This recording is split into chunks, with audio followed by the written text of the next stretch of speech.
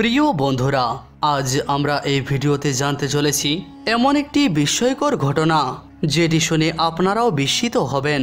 এই ঘটনাটি হলো হযরত আলী রাদিয়াল্লাহু আনহু, একটি বাচ্চা এবং একটি মাথা কাটা লাশ আর একটি জালিম বৃদ্ধা মহিলার।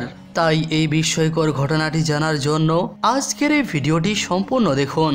বন্ধুরা, হযরত ইবনে আব্বাস রাদিয়াল্লাহু আনহু থেকে বর্ণিত যে একবার সকালবেলায় হযরত উমর ফারুক রাদিয়াল্লাহু আনহু নামাজ পড়ার জন্য মসজিদে পৌঁছালেন।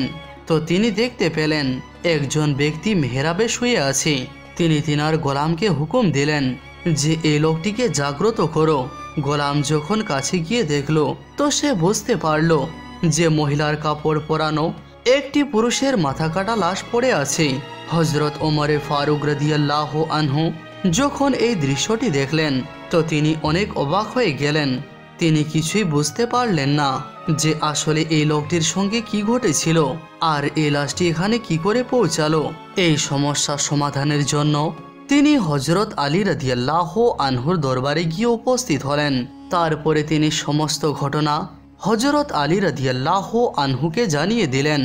তো হযরত আলী রাদিয়াল্লাহু আনহু বললেন, এখন সেই লাশটিকে দাফন করে দেওয়া হোক আর সেই সময় পর্যন্ত অপেক্ষা করা হোক যখন 9 মাস পরে সেই জায়গাতেই একটি বাচ্চা দেখতে পাওয়া যাবে আর সেই সময়ে সবকিছু লোকজনদের মাঝে প্রকাশ হয়ে যাবে।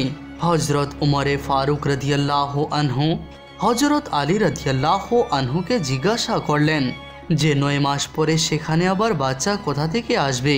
তিনি বললেন, আমাকে আল্লাহর প্রিয় রাসূল সাল্লাল্লাহু তাআলা আলাইহি ওয়াসাল্লাম এই ঘটনার সম্বন্ধে পূর্বেই অবগত করে দিয়েছিলেন।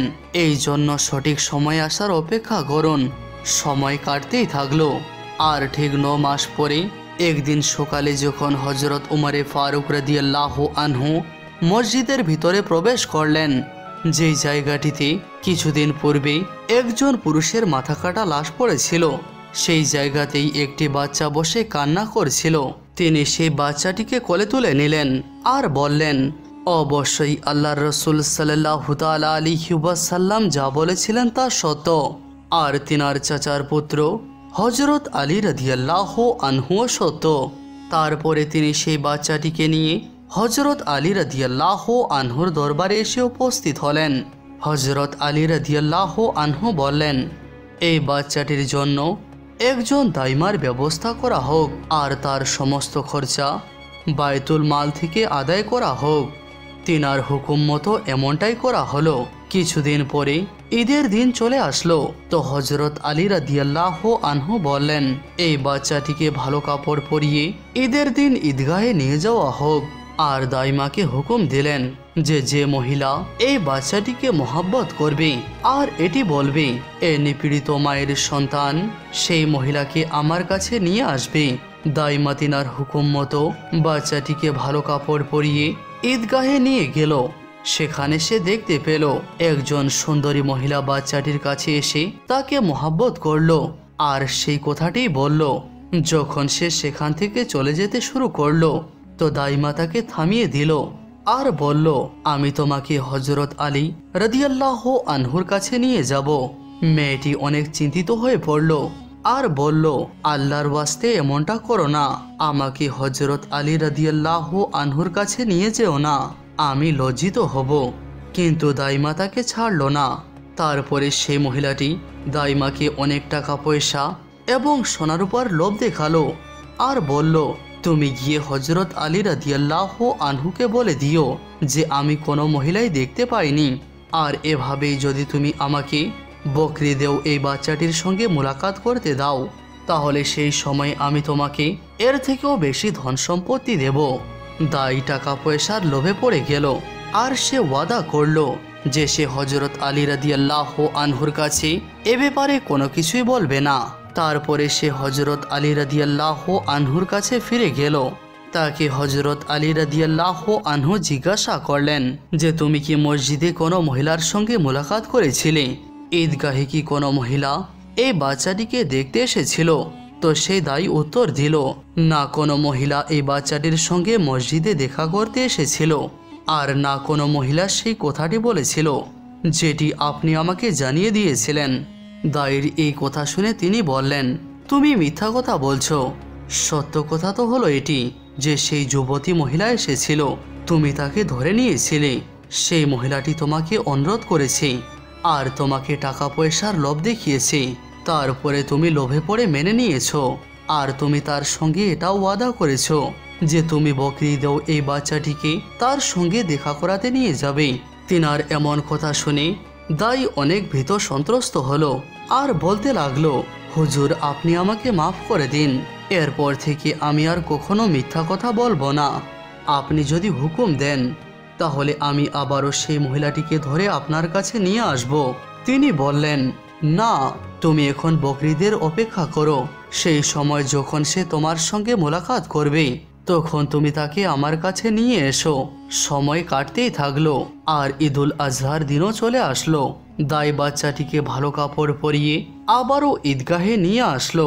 কিছুক্ষণ পরেই সেই যুবতী মহিলাটি আসলো আর বাচ্চাটিকে কোলে নিয়ে আদর করতে লাগলো। এবার দাই তাকে ধরে ফেললো আর বলল, আজ আমি তোমাকে আর ছাড়বো না। আজ আমি তোমাকে হযরত আলী রাদিয়াল্লাহু আনহুর কাছে অবশ্যই নিয়ে যাব। মহিলাটি অনেক অনুরোধ করলো কিন্তু দাই তার কথা শুনলো না। তারপরে দাই সে মহিলাটিকে সঙ্গে নিয়ে হযরত আলী রাদিয়াল্লাহু আনহুর দরবারে এসে উপস্থিত হলো। হযরত আলী রাদিয়াল্লাহু আনহু তার দিকে মুখ করে বললেন, যা কিছুই তোমার সঙ্গে ঘটেছে তা তুমি নিজের মুখে বলবে না আমি বলে দেব? মহিলাটি বলল, হুজুর আমি নিজেই বলে দিচ্ছি।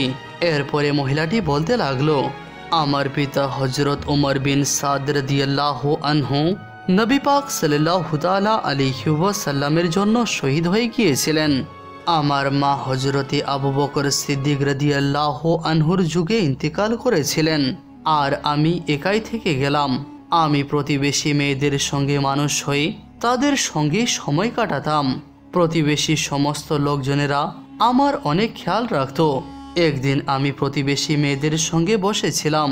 সেই সময় একজন বৃদ্ধা মহিলা আসলো। সেই মহিলাটির একটি হাতে লাঠি এবং অন্য হাতে তসবি ছিল। আমাদের কাছে আসলো, সমস্ত মেয়েদের সঙ্গে মোলাকাত করলো এবং সবার নাম জানতে চাইলো আর অবশেষে আমার সঙ্গে সাক্ষাৎ করলো। আমার নাম জিজ্ঞাসা করলো। তো আমি বললাম যে আমার নাম জামিলা। আমার বাবা উমর বিন সাদ ছিলেন আর তিনি শহীদ হয়ে গেছেন। আমার মাও ইন্তেকাল করেছেন। সেই বৃদ্ধা মহিলাটি জিজ্ঞাসা করলো, তোমার কি বিয়ে হয়ে গেছে? আমি বললাম, না। এটি শুনে সেই বৃদ্ধা বলল, তুমি কেমন মহিলা যে তুমি স্বামী ছাড়াই বেঁচে আছো? আমার কথা শুনে সে কান্না করতে লাগলো আর আমাকে সহানুভূতি প্রদর্শন করতে লাগলো আর আমাকে বলতে লাগলো, যদি তুমি আমার সেবা পছন্দ করো তাহলে আমি তোমাকে খেদমত করার জন্য উপস্থিত আছি। আমিও তার কথা মেনে নিলাম। সেই বৃদ্ধা মহিলাটি বলল, আমি একজন নিজের মায়ের মতো তোমার খেয়াল রাখবো, তোমার কোনো ক্ষতি হতে দেব না আর তোমাকে দুঃখ অনুভব করতে দেব না। আমি সেই বৃদ্ধা মহিলাটিকে বাড়িতে নিয়ে আসলাম। সে আমার যত্ন নিত এবং আমার খেয়াল রাখত। আমিও তার সঙ্গে মায়ের মতোই ব্যবহার করতাম, তাকে অনেক সম্মান করতাম আর তার সব কিছু প্রয়োজনীয় জিনিসের খেয়াল রাখতাম। যখন রোজা ইফতারের সময় হলো তো আমি তার জন্য ভালো ভালো খাবারের ব্যবস্থা করলাম। বৃদ্ধা সেই খাবার দেখে কান্না করতে লাগলো আর বলতে লাগলো, এ বেটি, আমি তো আল্লাহ ওয়ালি আর এগুলি আমার খাবার না। আমাকে শুধুমাত্র লবণ এবং একটি জয়ের রুটি দাও, এগুলি আমার খাবার। বৃদ্ধা তার সৎ আচরণে আমার অন্তরে জায়গা করে নিয়েছিল আর আমি তাকে আমার শুভাকাঙ্ক্ষী মনে করে নিয়েছিলাম। একদিন আমাকে সে বৃদ্ধা বলতে লাগলো, আমাকে তোমার জন্য অনেক ভয় হয়। আল্লাহ না করুক কখনো এমনটা হয় যে আমি কোনো প্রয়োজনের জন্য বাড়ি থেকে বেরিয়ে যাই আর তোমার সঙ্গে কোনো দুর্ঘটনা ঘটে যায়। এই জন্য তোমার একটি ভালো সাথীর প্রয়োজন যে সব সময় তোমার খেয়াল রাখবে। যদি তুমি আমাকে অনুমতি দাও তাহলে আমি আমার কন্যাকে তোমার কাছে নিয়ে আসব আর সেও তোমার সমবয়সী আর সেও অনেক পরেজগার এবং মুত্তাকি। আমি তার কাছ থেকে তার মেয়ের যখন প্রশংসা শুনলাম তো তো আমি তাকে অনুমতি দিয়ে দিলাম আর বললাম, অবশ্যই নিয়ে আসুন, এইভাবে আমি আমার সঙ্গীও পেয়ে যাব। আমার কথা শুনে বৃদ্ধা মহিলা তার বেটিকে নিয়ে আসার জন্য রওনা হয়ে গেল। কিছুক্ষণ পরে একাকী ফিরে আসলো। আসার সঙ্গে সঙ্গে আমি জিজ্ঞাসা করলাম, বোনকে কেন নিয়ে আসেননি? বৃদ্ধা বলল, আমার কন্যা একাকিত্ব পছন্দ করে আর সে সব সময় একা একাই থাকে আর বেশিরভাগ সময় সে আল্লাহ তাআলার ইবাদত করে কাটায়। তোমার ঘরে প্রায় সময় কেউ না কেউ আসে, এজন্যই সে এখানে আসতে চায় না। বৃদ্ধার এমন কথা শুনে আমি অনেক অবাক হলাম আর আমার মনের মধ্যে সেই মেয়েটির সঙ্গে দেখা করার জন্য ইচ্ছা বাড়তেই থাকলো। তাই আমি বৃদ্ধাকে ওয়াদা করলাম যে এরপর থেকে আমি আমার বাড়িতে আর অন্য কাউকে আসতে দেব না। আপনি এক্ষুনি যান আর গিয়ে আমার বোনকে নিয়ে আসুন। বৃদ্ধা আমার কথা শুনে আবারও বাড়ির দিকে রওনা দিল। আর কিছুক্ষণ পরেই একজন যুবতী মহিলাকে আমার বাড়িতে নিয়ে আসলো। সেই মহিলাটি তার মুখ ঢাকিয়ে রেখেছিল, শুধুমাত্র তার চোখ দুইটি দেখা যাচ্ছিল। সেই মহিলাটি দরজায় এসে থেমে গেল। আমি বললাম, বোন বাড়ির ভিতরে প্রবেশ করছেন না কেন? বৃদ্ধা বলল, আমি বাড়িটি তালা দিয়ে আসতে ভুলে গেছি, আমি তালা দিয়ে এক্ষুনি আসছি। এটি বলার পরে বৃদ্ধা সেখান থেকে চলে গেল। বৃদ্ধা চলে যাবার পরে আমি সেই মহিলাটিকে জিজ্ঞাসা করলাম যে, বোন, বরখাটি খুলে দিয়ে আরাম করে বসে পড়ো, এটি তোমার নিজের ঘর মনে করো। সে মহিলাটি মাথার ইশারা দিয়ে বাইরের দরজাটি বন্ধ করতে বলল। আমি বুঝে গেলাম যে বাইরের দরজাটি খোলা আছে, এই জন্য সে আমাকে বাইরের দরজাটি বন্ধ করতে বলছে। আমি দরজা বন্ধ করে ঘরের ভিতরে প্রবেশ করলাম। আমি দেখতে পেলাম যে সে মহিলাটি চাদর পেঁচিয়ে বসে আছে। আমি হাত দিয়ে তার চাদরটি টেনে নিলাম। চাদর সরা মাত্রই আমি এটি দেখে অবাক হয়ে গেলাম যে সে তো কোনো মহিলা ছিল না, বরং একজন যুবক ছিল। আমি তাকে দেখে অবাক হয়ে গেলাম। আমি তাকে বললাম, তুমি কেন এই এতিম বাচ্চাটির উপর জুলুম করছো? আল্লাহ তাআলার ভয় করো। কেন তুমি আমাকে অসম্মানিত করছো? কেউ আমাকে দেখে নিলে আমার অবস্থা কি হবে? আল্লাহর ওয়াস্তে চুপচাপ এখান থেকে চলে যাও। আমি তাকে অনুরোধ করতেই থাকলাম, কিন্তু তার আমার উপর রহম আসলো না। আমি তার কাছ থেকে পালিয়ে যেতে চাচ্ছিলাম, কিন্তু সেই জালিম লোকটি তার মজবুত হাত দিয়ে আমাকে ধরে ফেললো। তার আমার উপর রহম হলো না। আমি চিৎকার চেঁচামেচিও করতে পারলাম না। আমি তার জালে সম্পূর্ণরূপে ফেসে গিয়েছিলাম। অবশেষে সেই জালিম আমার উপর অত্যাচার করলো। আমি সুযোগ বুঝে পাশে পড়ে থাকা একটি ছুরি দিয়ে তার উপর আক্রমণ করে দিলাম আর প্রথম আঘাতেই তার গলাটি শরীর থেকে বিচ্ছিন্ন করে দিলাম। যখন রাত হলো তো তার লাশটি নিয়ে গিয়ে মসজিদের মেহরাবে রেখে দিলাম। কিছুদিন পরে বুঝতে পারলাম যে আমি গর্ভবতী হয়ে গেছি। অনেকবার ভ্রূণকে নষ্ট করার চেষ্টা করেছিলাম, কিন্তু আল্লাহ তাআলার ভয়ে তা করতে পারিনি। অবশেষে এই বাচ্চাটি জন্ম নিল। তাকেও মেরে ফেলার চেষ্টা করেছিলাম, কিন্তু আল্লাহ তাআলার ভয়ে তাও করতে পারিনি। অবশেষে সেই বাচ্চাটিকেও সেই মেহরাবে রেখে দিয়েছিলাম। এই সমস্ত কথা শুনে হযরত উমরে ফারুক রাদিয়াল্লাহু আনহু বললেন, আল্লাহর রাসূল সাল্লাল্লাহু তাআলা আলাইহি ওয়াসাল্লামও সত্য এবং তিনার ভাইও সত্য। হযরত উমরে ফারুক রাদিয়াল্লাহু আনহু হযরত আলী রাদিয়াল্লাহু আনহুকে জিজ্ঞাসা করলেন, এখন এই মহিলাটির জন্য কি হুকুম? হযরত আলী রাদিয়াল্লাহু আনহু বললেন, সেই লোকটির কতলই ছিল, কেননা সে একটি অনেক বড় গুনাহ করেছিল আর এই মহিলাটির কোনো দোষ ছিল না, কেননা এটিতে তার কোনো সম্মতি ছিল না। তারপরে তিনি বললেন, সেই বৃদ্ধাকে হাজির করা হোক। হযরত আলী রাদিয়াল্লাহু আনহু দাইকে হুকুম দিলেন, বাচ্চাটিকে তার মায়ের হাওয়ালে করে দাও। অনেক খোঁজাখুঁজি করার পরে দ্বিতীয় দিন বৃদ্ধাকে হযরত আলী রাদিয়াল্লাহু আনহুর দরবারে পেশ করা হলো। এখন সেই বৃদ্ধা মহিলাটি জামিলাকে চিনতে অস্বীকার করল।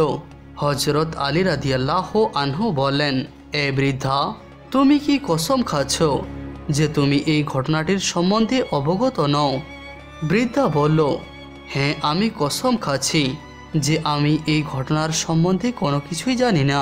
বৃদ্ধা মিথ্যা কসম খাবার সঙ্গে সঙ্গে তার মুখটি কালো হতে লাগলো। এরপরে হযরত আলী বললেন, এ বৃদ্ধা, নিজের চেহারাটি আয়নায় দেখো। বৃদ্ধা নিজের চেহারা দেখলো তো সঙ্গে সঙ্গে সে সত্য কবুল করে নিল আর বলল, আমি সবকিছুই জানি আর আমার জন্যই এসব কিছু ঘটেছে। আপনি আমাকে মাফ করে দিন, আমি আমার কৃতকর্মের জন্য তওবা করছি।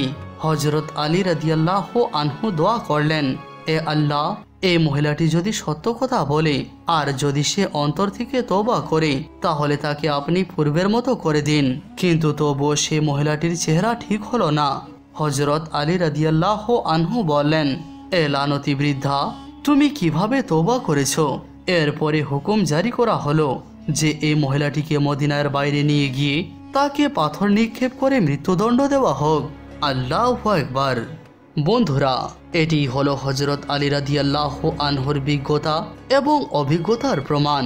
রাসূল পাক সাল্লাল্লাহু তাআলা আলাইহি ওয়াসাল্লাম বলেছেন যে আমি হলাম জ্ঞানের শহর আর আলী হলো সেই শহরের দরজা। সুবহানাল্লাহ।